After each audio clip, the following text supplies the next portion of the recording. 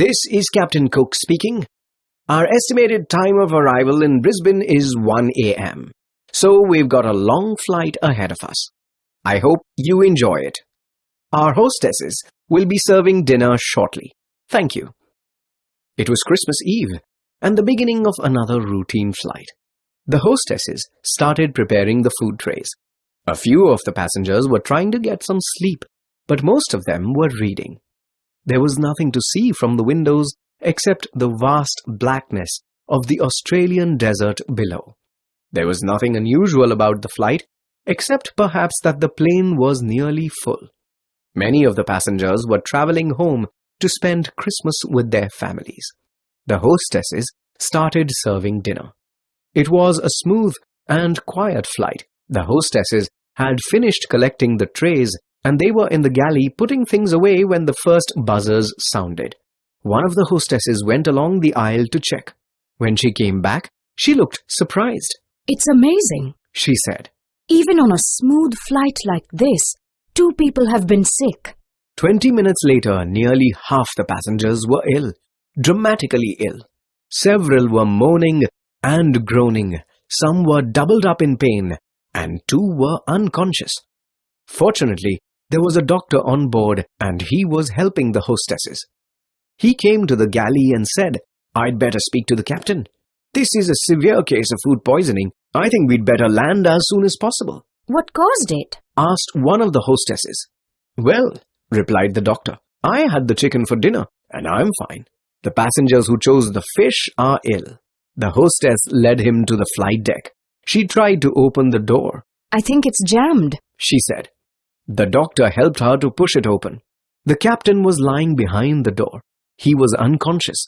The co-pilot was slumped across the controls, and the radio operator was trying to revive him.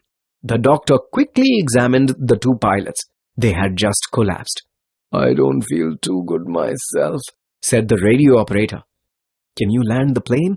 asked the doctor. "Me? No, I'm not a pilot. We've got to revive them," he replied. "Right now the plane's on automatic pilot.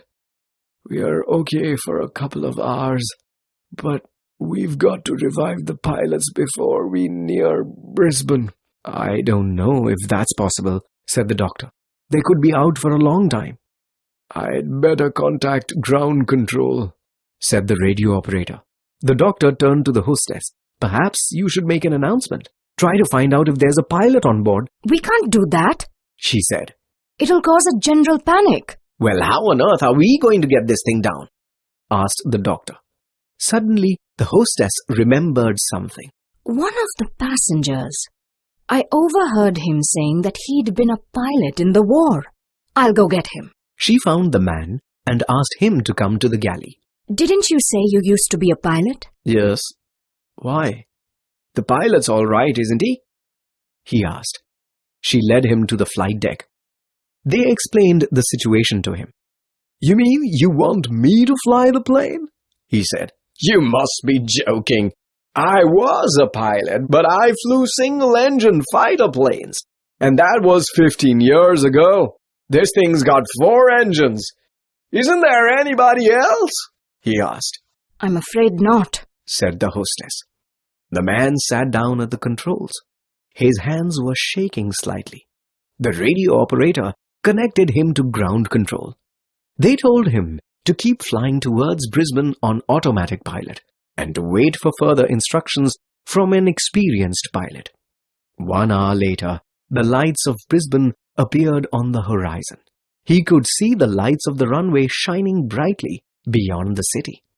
Ground control told him to keep circling until the fuel gauge registered almost empty. This gave him a chance to get used to handling the controls. In the cabin, the doctor and the hostesses were busy attending to the sick.